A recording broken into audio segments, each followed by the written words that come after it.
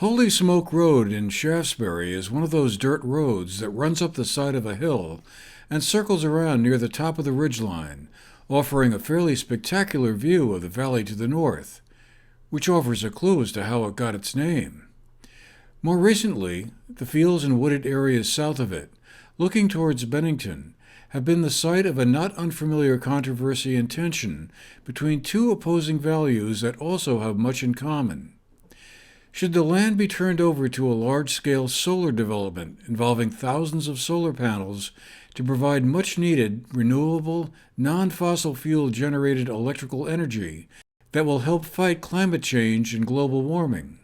Or should the fields and forests remain untouched, preserving an area not only scenically beautiful, but also a biologically important ecosystem? Not unlike several other solar developments proposed in Bennington and Manchester, opponents and advocates share similar goals, but disagree over where are the appropriate places to build renewable energy facilities like solar. Freepoint Solar, an energy firm based in Connecticut, has proposed a 20-megawatt solar farm that would be one of the largest in the state. It's been greeted with much opposition from local residents. To hear from both sides, we conducted interviews with Reed Wills and Peter Ford, two of the principals behind the solar proposal, and Kit Auchinit and Jesse McDougall, two nearby residents who live close to the proposed development, to hear their differing points of view. We started with Peter Ford and Reed Wills. Well, what attracted you to the Shaftsbury site down there, and kind of what makes it a good one from your standpoint? So I think there were a couple things that drove that. New England, is a good market. We've tried to, break into that New England market for quite some time. We found this site in 2017 and did try and earn contracts with that through a couple of broad solicitations. It takes a long time to go through the authorization to connect to the grid. So part of the reason we hadn't advanced our permitting is we wanted to get fully established with our grid connection. And, that's the other thing. There are probably three things that make it a great site. So the first one is it's good market. Second one is it's on a highway. It's got 3 abutting neighbors, and it has a lot of natural vegetative buffer around it. So we thought it was a nice, pretty quiet place to go when you consider the rolling hills and fields in Vermont. And then the third reason is the infrastructure goes right through the site. So there's, the H towers come across Route 7, come onto our property, and then head north. And so we just thought that those three things made this a very unique piece of property, and one that we thought we could execute effectively, not only as a solar project, but just as a good neighbor, because we weren't going to impact people in a dramatic way. We've looked at a lot of projects, and this Shaftsbury project, for all the reasons Reed mentioned, it's along the highway, it's under a transmission line, it's shielded generally from the neighbors, not 100% from all of the neighbors, but you don't have view sheds for, large vistas and other things that are very common in New England. So we really liked this site. We obviously understand why there is some local resistance, but frankly, everywhere we go, we get local resistance. So that is not uncommon. And much of the local resistance has a similar theme, which again, I think has merit, which is this is our quiet community and we don't want outsiders here doing some commercial activity. And we understand that, and that's valid, but I do think we have faith that yes, there will be some disturbance to those handful of neighbors who are particularly affected during the construction period. But after the construction period, these are very quiet, very peaceful neighbors who just, we're going to shield these projects with vegetation if they're not already shielded with the natural contours. And I don't want to put words into anyone's mouth that they'll love it, but it will not be disturbing to the quiet pace of life that exists today after that brief construction period. So People get nervous about change. We understand that. We see it in all of the jurisdictions where we work. So it's not uncommon. It's not without merit. But, if we are going to move towards a lower carbon future, there are some trade-offs, and we think these are reasonable trade-offs to make. Couple things I'd like to add to what Peter was saying, in terms of how we interact with the community. So, the first thing that's incumbent on us is we go into a community, and Shaftsbury is very typical. They've seen some small scale solar. When they see the bigger scale, there's all kinds of questions they have about erosion, and that's why we ran our open house, which I think was very successful. I think if you look at the record at the PUC of public comments, you'll see a lot less in terms of comments. You still have people that are just generally upset that this type of project is allowed to go forward, and that's a policy decision, and goes to how people feel about climate change versus other types of things, and clean power generation. But we think it's really important to get the experts out there, get the testimony out there, and educate people on noise, on erosion, and all the different steps we take to protect the public. In addition to that, there's a number of benefits that will flow to the residents. There's certainly going to be some increased tax basis, roughly $200,000 a year that gets split between the state and the town. We've met with the town several times. We're talking with them about some projects we could do for them. I just thought it's important to point out down in Coxsackie, which is where our New York project that Peter referred to, about an hour south, Freepoint funded, special grant program for the school district for their STEM program. We did some funding for the fire department. We did a fairly extensive mitigation program for raptors. And, we're very open to do those types of things here. We're offering to conserve the balance of the property, the forested area, about 70 acres of prime forest area that we're going to put into conservation. We're going to increase the tax base. We're not going to be a user of services, so that's all net income to the community. And we're open to other ways in which to interact and be a good neighbor. So I think we have a good track record with this. We're going to continue to have a good track record with us. I think as people learn more about what a solar project, how it interacts in the community, I think you're going to see more and more people get comfortable with it. And they're going to learn, we're not going to be strangers as the months roll by. And I think people will get more comfortable with us. So that's our approach. Then we heard from Kit Auschnitt and Jesse McDougall, two Shaftsbury residents who live near the proposed solar development. What are your main concerns about this? What is it about this project that really keeps you awake at night or whatever?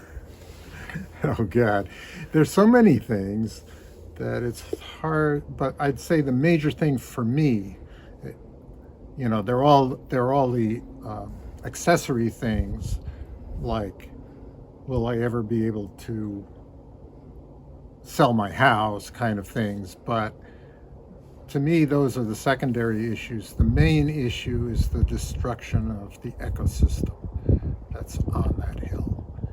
And that's what keeps me up at night.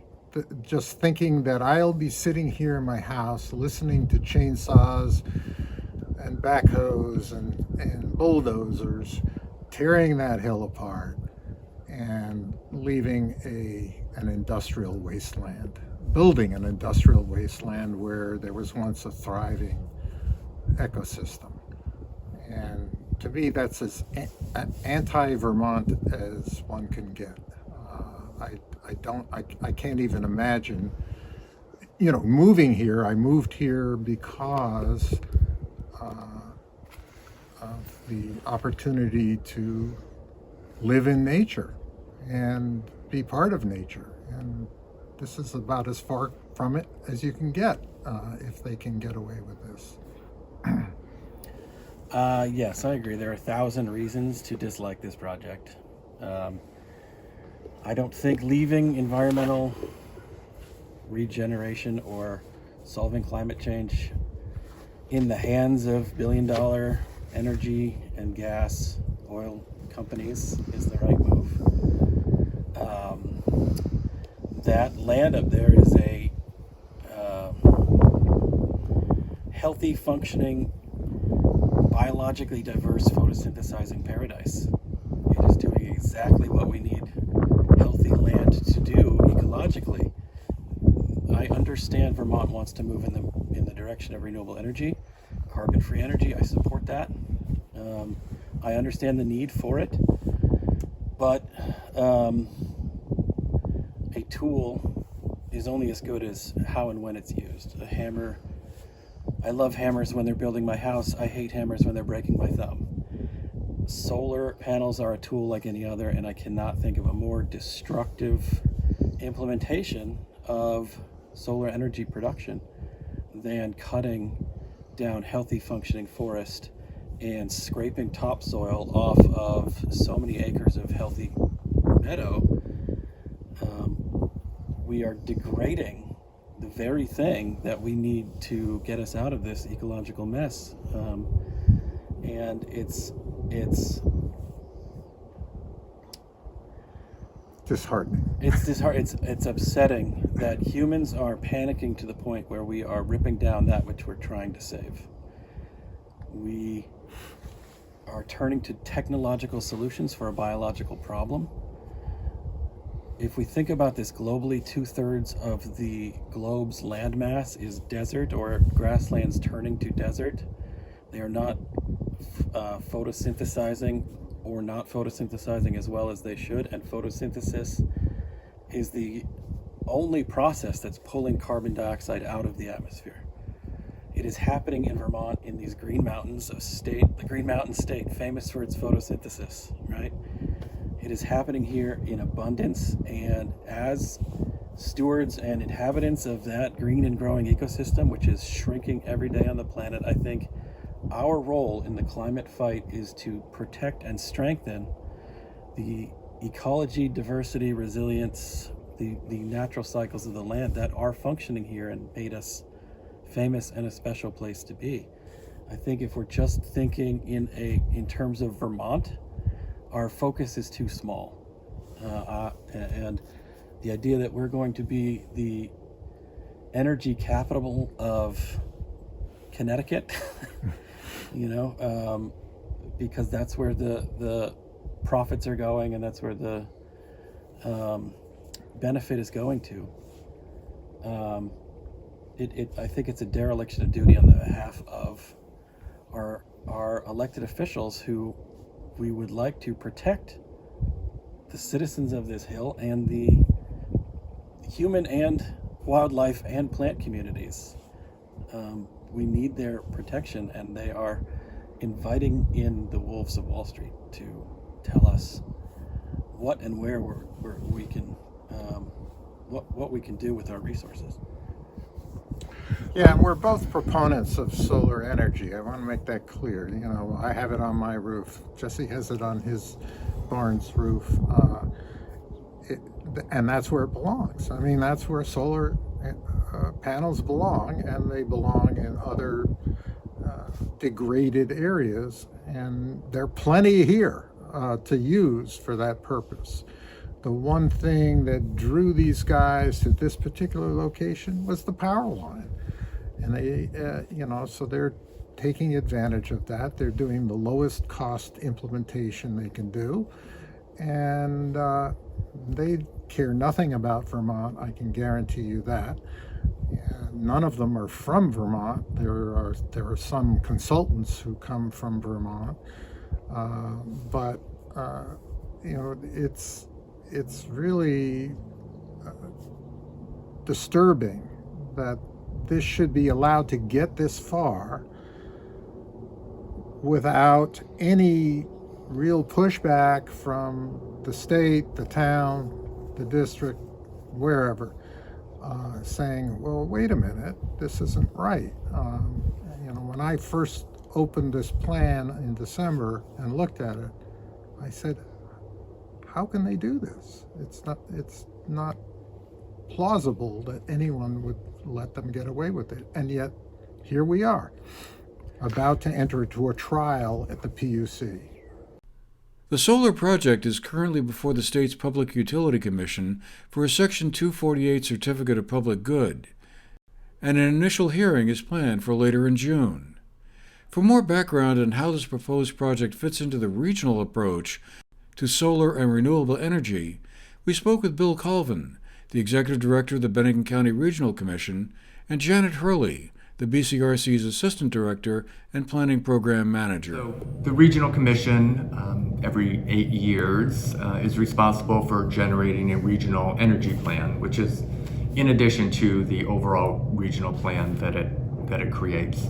And in one of the aspects of the regional energy plan is to look at existing energy demand, project future energy demand, and then consistent with the targets set by the state for renewable energy in 2030 and 2050, try to ascertain what contributions the region can make towards those goals. And in the case of solar, which is obviously apropos here, we break down in the regional energy plan by community kind of target goals by 2050 for new solar generation, which, as we just looked at the regional plan, the goal by 2050 for our region is about 80 megawatts of new solar production. So, what are the strategies for accomplishing that is outlined in the regional energy plan, and as well as, possible sites where that generation might occur, where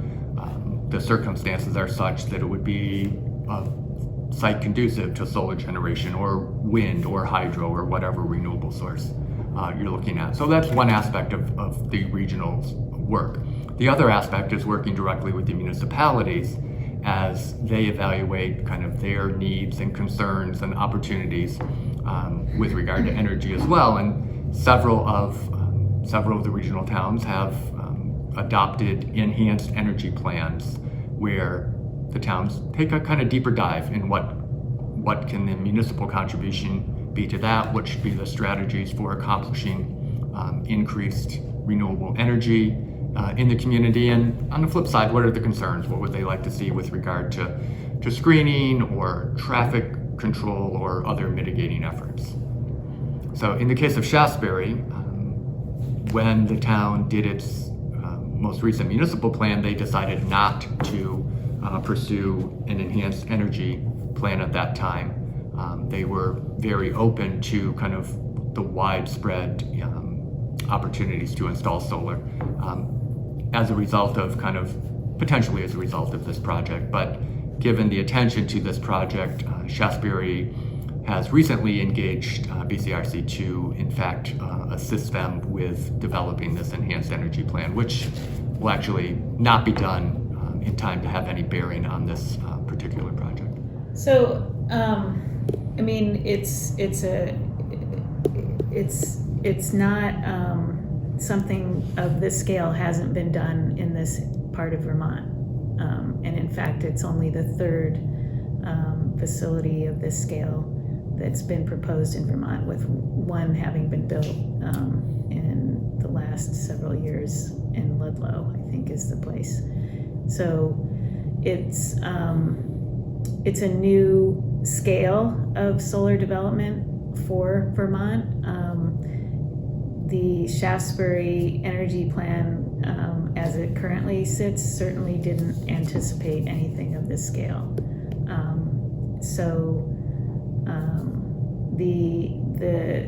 The regional energy plan, I don't think discusses, scale as, I think the wind energy and scale is something that was more on people's minds than solar and scale.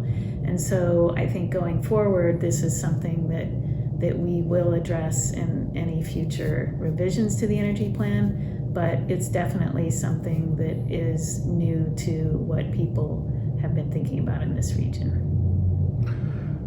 So where does this now, the permitting process stand now? It's before the Public Utility Commission at some point, I guess later this year, will they make a decision on whether to give the certificate of public good or the Section 248, and that'll be what, a yay or nay?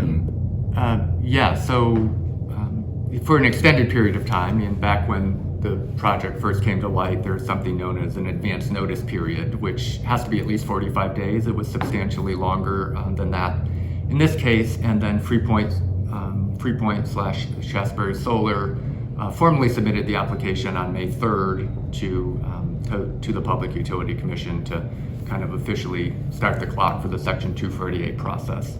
There's a scheduling hearing next week on June 15th, which will kind of slate out the possible dates for the hearing and how that will play out. All of the parties will kind of come together and compare calendars, and we'll have a much better idea of kind of timeline after that. You know, I should note, we haven't really talked about BCRC's role in this.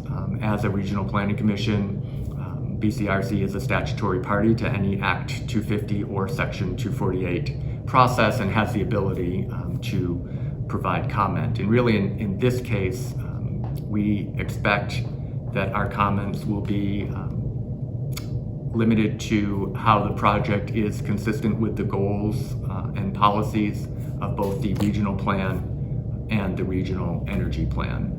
So, you know, people have asked us, will BCRC support or not support this project? Is really not our role. Our role is to evaluate the project and its consistency or lack of consistency with the goals and policies of those two regional plans.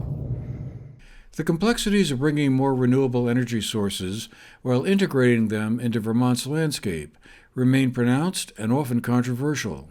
Finding the boundary lines between community interests and individual ones is clearly still a work in progress. For the GNAT-TV News Project, I'm Andrew McKeever.